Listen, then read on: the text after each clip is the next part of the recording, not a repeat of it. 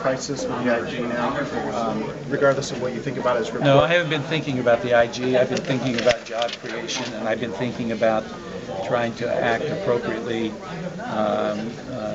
in the face of what happened in the Senate. I haven't been thinking about that.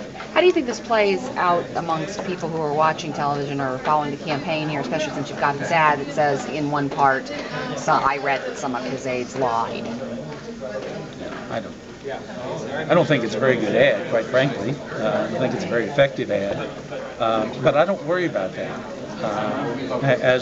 As was demonstrated here this morning, I and my staff are engaged in the things that are most important to the people of Ohio, and that's job creation, economic development, trying to get this state headed in the right direction.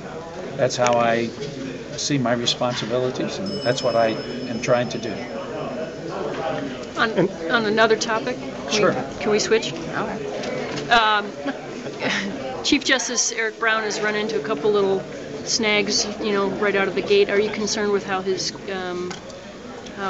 operating and how he's campaigning? And no, I'm not.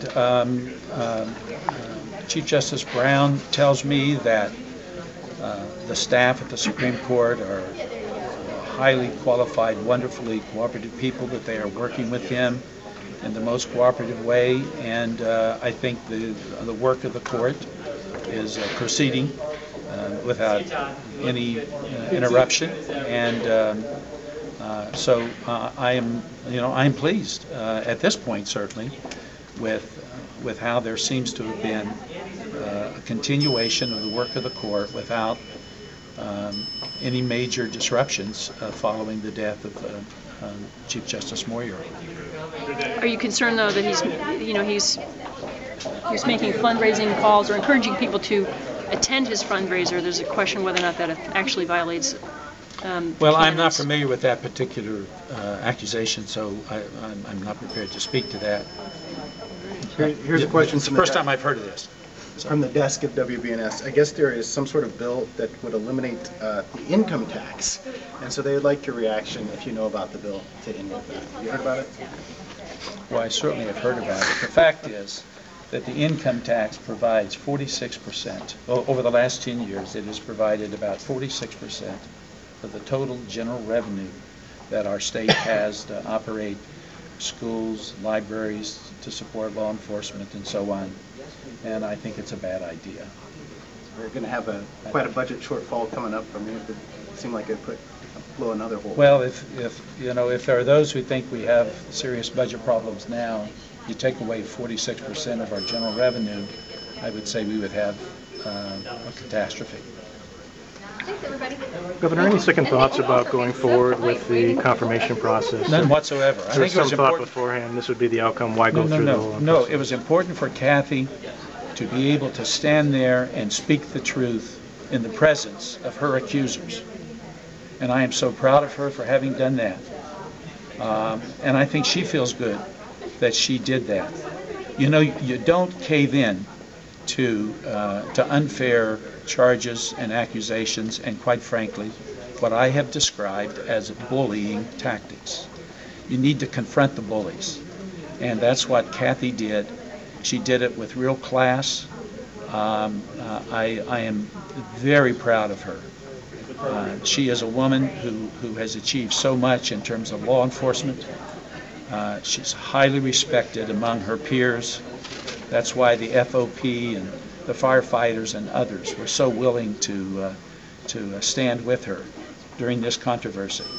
She is the victim of a very flawed Inspector General's report, and she is the victim, I believe, of selective testimony that was brought before the committee. And I'm glad she stood there, looked them in the eyes, told them the truth, and then they made their decisions. And they will live with their decisions, and she will live with the outcome. But she's going to be okay. She's a good, strong person, and my admiration has only grown for her during this period of time. Governor, you affirmed the IG and spoke glowingly of him before the point of the investigation was released. Why, a lot of people say, frankly, that when it's a damning report about people connected to your administration. My friend, listen to me, please. There have been other IG reports. I have taken swift action in the past against members of my administration. You know that as a result of IG reports.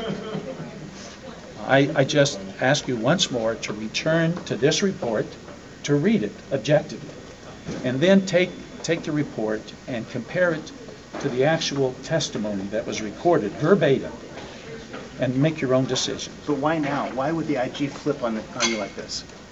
I am not trying to get into the heart and soul of anyone and determine motives. I am just trying to objectively look at a product and give you my assessment of that product. And my assessment of the IG's report is that it is a flawed report.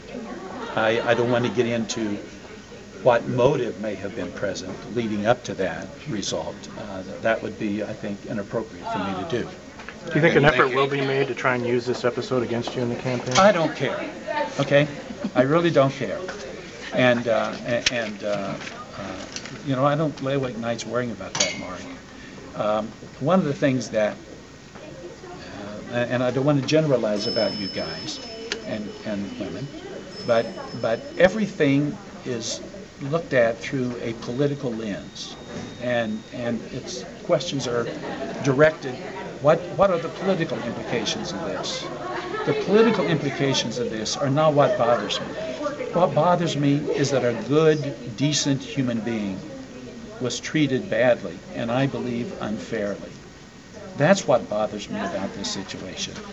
Politics, politics are politics. They're always going to be there. It'll be this issue or some other issue. So, I'm going to have something used against me. And I'm grown up about politics.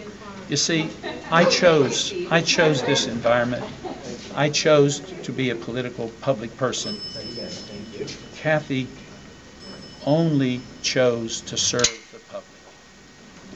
And she's the one who has been so damaged by what's happened here. And that's what I feel badly about. Do you feel like Okay, Governor thank you. Henderson Governor, on this one.